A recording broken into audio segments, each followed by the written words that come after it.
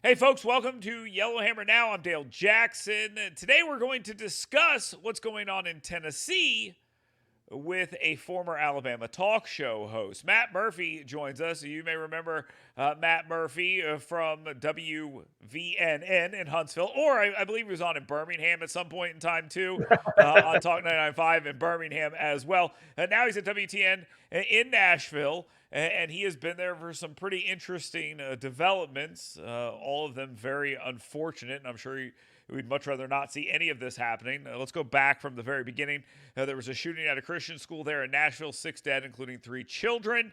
The Biden administration didn't even show up, didn't come, didn't say anything, except that, hey, transgenders shouldn't be attacked for this, which is an interesting play on that. And then that led to a battle at the legislature in Tennessee over gun rights or gun laws or gun control, whichever way to frame it. And that led to 3 individuals almost getting kicked out, 2 actually getting kicked out. And then Kamala Harris shows up in Nashville to meet with these guys. And now they're going to fly them to D.C. at some point to meet with the president of the United States. Matt, welcome back to Alabama for a little bit. What's it been like dealing with all of this since you've been up there? Well, I mean, and thank you, Dale, for having me on. It's always a pleasure to get back down to my peeps in Alabama. I spent about 20 years of my life in Alabama and love the folks down there. Look, it's been absolutely insane because most of the people that are hearing about this story are from outside of Tennessee that don't have good talk radio, good talk show hosts like yourself to fully explain what's truly going on, are having the story completely misrepresented to them by the mainstream media. Here's the breakdown, and you set it up perfectly. The school shooting, the tragic, evil school shooting at Covenant School happened. This person was self-described transgender, so that led to a few discussions along those lines. The mainstream media and the liberals tried to shut all of that down, not just nationally, but in the state of Tennessee as well. And then when the legislature came back into session, there was a rally outside of the state capitol by a group called March for Our Lives. You know the group. They were started after the Stoneman Douglas Parkland, Florida school shooting. And David Hogg, I think, was one of the organizers. One way or the other, they had this rally that led to a protest coming into the state house, and 3 lawmakers took it upon themselves to attempt to take over the floor of the House of Representatives while it was in session. They were completely out of order. They took over the well with a bullhorn. They bum rushed the well. They gavelled into recess as they were doing this. But while they stood there for some 10 minutes down on the floor of the well, they were literally, Dale, encouraging people outside of the speaker's chamber or outside of the House chamber in the rotunda to come into the house, and they were encouraging the gallery to, quote unquote, occupy the floor of the house. The Speaker of the House obviously shut everything down. They eventually got these 3 rabble rousers off of the floor. I mean, if not for, I'll say this, if not for the good sense of the people in the gallery and the good sense of the people outside in that rotunda, it could have gotten violent. It could have gotten bloody for the members of the state legislature in the state of Tennessee. So because of all of this, in the aftermath of all of this, the speaker said these 3 have to be punished. They admitted that they broke the rules. They admitted that they had no authority to take over the well. They admitted that they were completely out of order. And through all of this, suddenly, somehow, they're the heroes in the national media because they're somehow saving democracy by attempting to literally shut down democracy in the middle of the democratic process. It's amazing how they got away with that. I found that to be very interesting. We've watched as things have been called insurrections. This obviously I don't think is an insurrection. I don't think the thing that happened on January 6th was an insurrection, but the words being used and bantered about. But what is true is what they were doing was not battling for democracy. They've told us before that Mo Brooks, Matt Gaetz, Marjorie Taylor Greene need to be expelled from Congress in order to save democracy. And in this case, these guys have to stay in the legislature in order to save democracy. It makes absolutely no sense.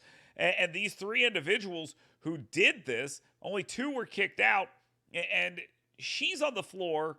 Basically, it's my understanding from what I've heard, the one who did not get kicked out, the white woman who did not get kicked out, it didn't go as far as they did. made the argument she didn't go as far as they did. And then when they didn't kick her out, she's asked by the media, and she's like, "Oh, it must be racism." And then they, of course, run with that kind of nonsense. Is that an accurate Well, telling?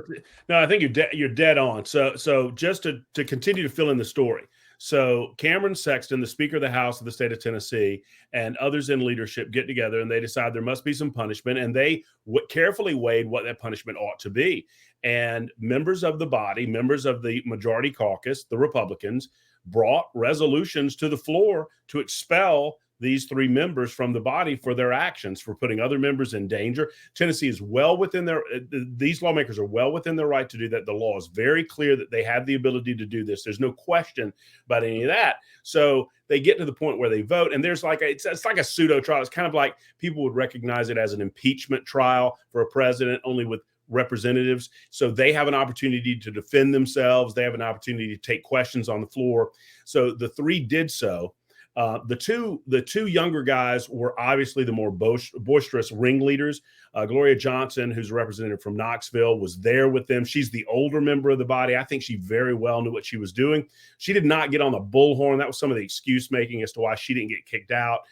She did not actually bang on the tables, and she wasn't as loud and obnoxious, frankly, as the other two were. And so she eventually escaped it by one vote. But on the floor, she brought lawyers to her defense. The other two guys stood up there and did what they do and spoke in their defense and said they were trying to save democracy and talk about gun control. I should note, by the way, before I forget, these lawmakers, they had no bill on gun control, right? So all of this is about they wanted to discuss gun control, and they wanted to stop children from being slaughtered in our streets. None of them had a bill to present about gun control legislation. None of them.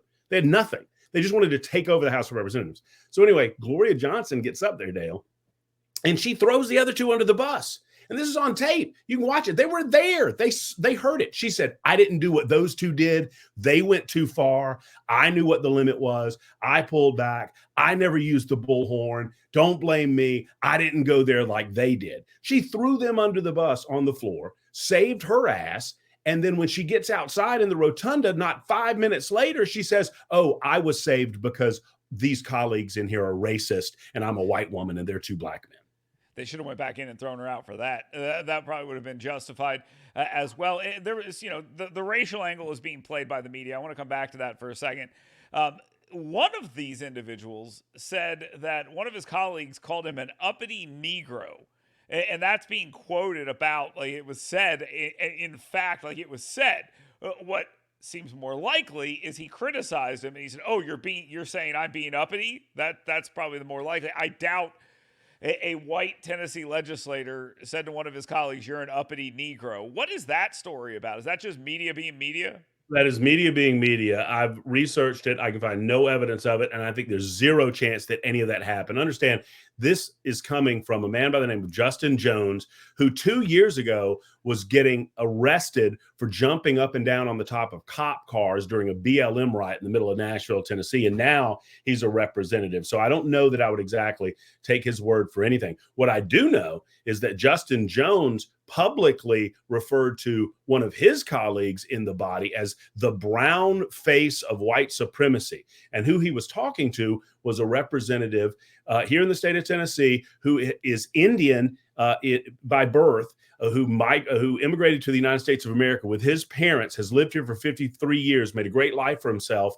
and is now representing not only his constituents, but also his culture in the Tennessee legislature. And for his efforts, he was told by Justin Jones that you are the brown face of white supremacy. And for that, he has written out a workplace harassment suit against Justin Jones and is presenting that in the House of Representatives. Now, I haven't heard of a workplace harassment suit on the part of Justin Jones for this quote unquote uppity Negro comment. We'll wait for that. I don't think we're going to see it because I don't think that ever happened. Yeah, well, let's talk about the media here for a second. I'm sure you have seen a lot from the national media about this. And obviously, based on what you're saying, what the national media has been telling us is frankly, bullshit. I mean, let's just be real about it. It sounds like what they're doing is saying that they wanted these black guys out because they love guns more than they love children. That's sort of their whole angle, to put all the issues in the same thing. And they're trying to make this about a racial issue, a gun issue, and all these other things. And it seems like the media is taking an uncritical look at this because they want that to be the story. They want it to be about race and all these other things. As someone who's there watching it, how frustrated are you by the national media coverage? And has anyone nationally reached out to guys like you or Dan Mandis or any of the guys there at WTN?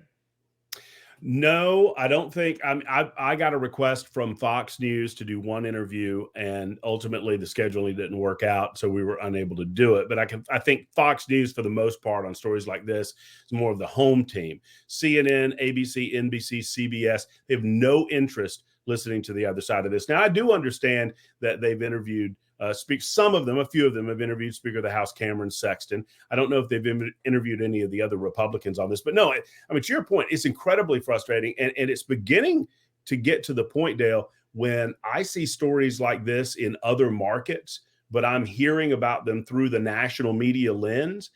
I hesitate reporting on them until I can at least get some local reporting on these stories to make sure I know what the hell's the truth, because they don't report things as it is. They report things as they want the narrative to be.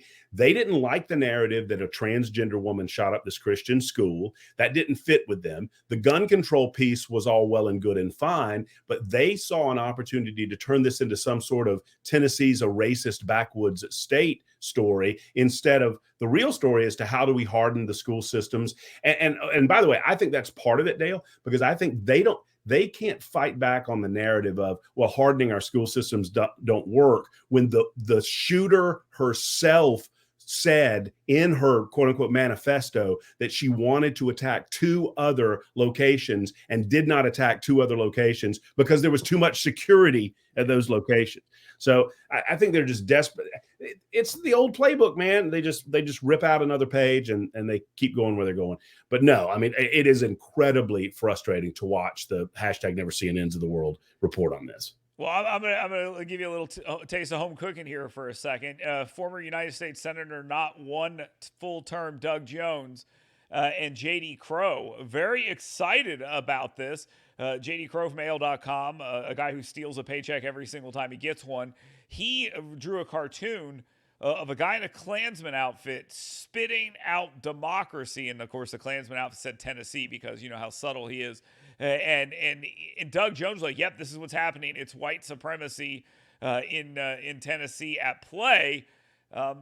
You lived in Alabama. You dealt with both those individuals for a long time. Well, what do you think about that play there by Doug Jones? I think Doug Jones was drunk tweeting. I will say that. It's an opinion.